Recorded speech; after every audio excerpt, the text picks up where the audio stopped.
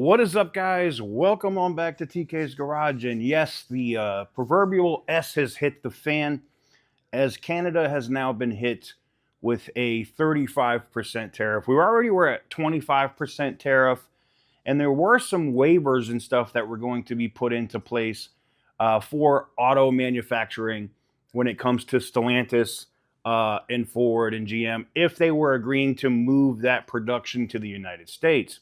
Now, as far as I know, Stellantis didn't agree to move the Chrysler minivan or the Dodge Charger, at least officially, as of yet. Now, we know that there's been rumblings and talking about it inside of Stellantis, but not anything on the government side, right? Well, that's going to change. The tariff rate just went from 25% to 35%. Basically meaning that every Dodge Charger that Stellantis brings across the border, whether it's the new inline six Outlaw high output Hurricane engine variant that's coming, or the Chrysler minivans that are coming across the border, any of those that are coming across now are now subject to a 35% tariff. It would not be sustainable for Stellantis to be able to pay that and be able to sell it and make any money on it. It would almost be like those were all EVs. And I'm only talking about the gas variants, never mind the EVs that they already lose money on.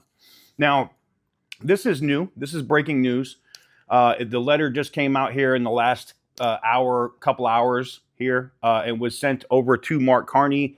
And the Trump administration is using the excuse or saying that the reason why they're doing it is because Canada is not doing enough to stop the flow of fentanyl into the United States. That is the excuse that is being used.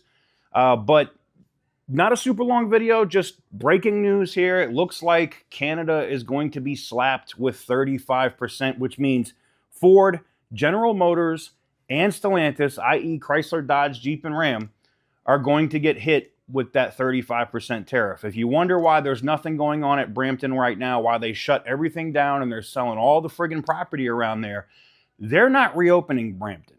I don't see it, ever. I just don't see them doing anything with Brampton anytime soon. Even the vehicle, what is it, the Jeep or whatever, Compass, whatever, is now being considered to be being built at Belvedere, which should be back up and operating with a mid-sized truck and another vehicle yet to be named starting in 2027.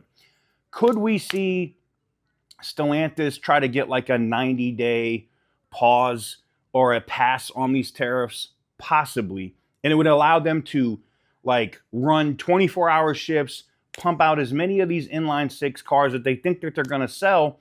And like I said, we know that there's a couple of Hemi pilots running around that they've built. We've already seen the internal thing where they built those Hemi pilots at Windsor Assembly.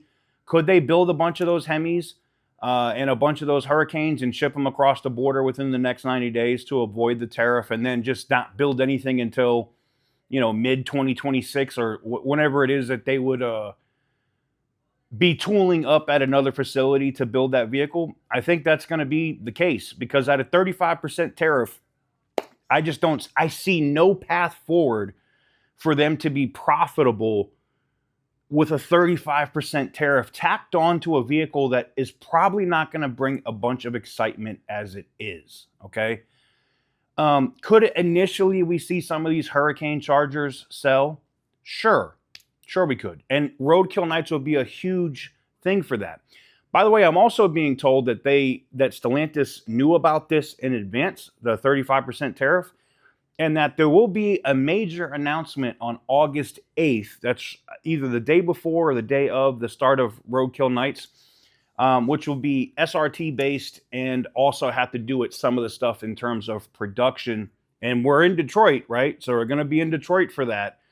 So it would make a lot of sense if they're bringing a bunch of jobs or a bunch of production back to Detroit around those announcements. So we'll see. You have to stay tuned. But let me know what you guys think in the comment section down below. How do you feel about this new tariff rate being set at 35%? I mean, look, I wouldn't be surprised if we start seeing an announcement before the end of the day or tomorrow that they're going to slow down or even suspend production of the Chrysler minivans and the Dodge Charger completely. I could see them. I mean, they have enough inventory to get by for a little while on these. Not the inline six, but this is partially, I think, part of the reason they paused that. And it could be a blessing in disguise. We know how much of a friggin' disaster this Hurricane engine has been in the Wagoneer, in the Ram. And do you really want to sully the name of the 2-door and 4-door Charger with it having those same issues? So it could be a blessing in disguise. But like I said, let me know what you guys think in the comment section down below. Our Tesla Model S giveaway is wrapping up here soon.